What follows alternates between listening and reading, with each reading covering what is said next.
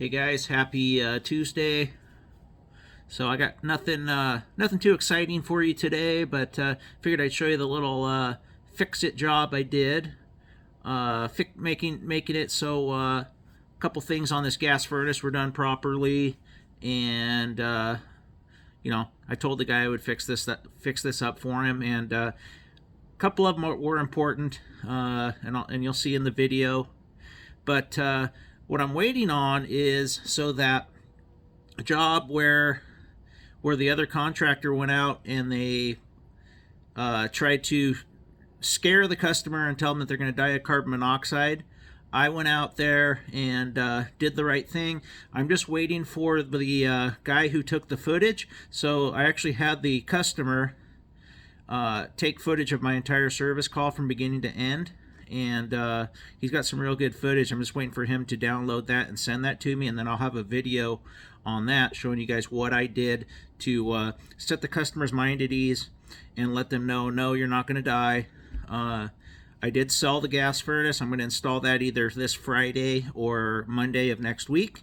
But the good video is going to be the one where I show you guys how I diagnose this and how I set the customer's mind at ease that they're not going to die of carbon monoxide. You should never tell a customer that. But yeah, they had the guy even thinking that he was sick. He went to the doctor and stuff, and they told him he was okay. But anyway, that's neither here nor there. But yeah, I don't have much for you today. It's a quick little fix-it thing I did, and enjoy.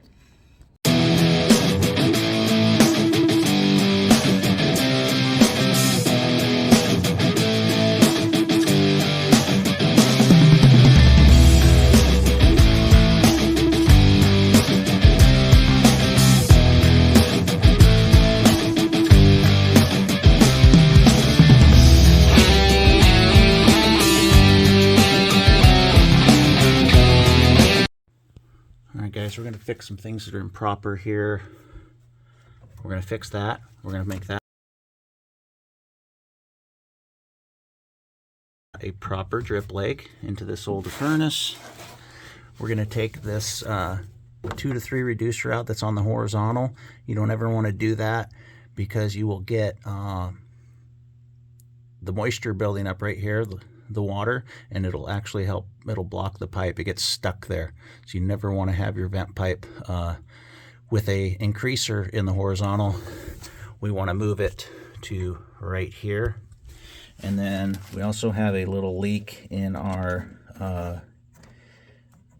where our inducer connects. We're going to take that off, and we're going to put some RTV silicone there so it's not dripping anymore. And then we're probably going to clean this blower. So let's get going.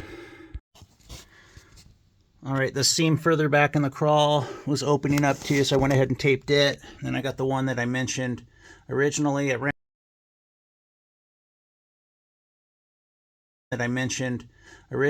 ran it long to the joists to help kind of hold it down.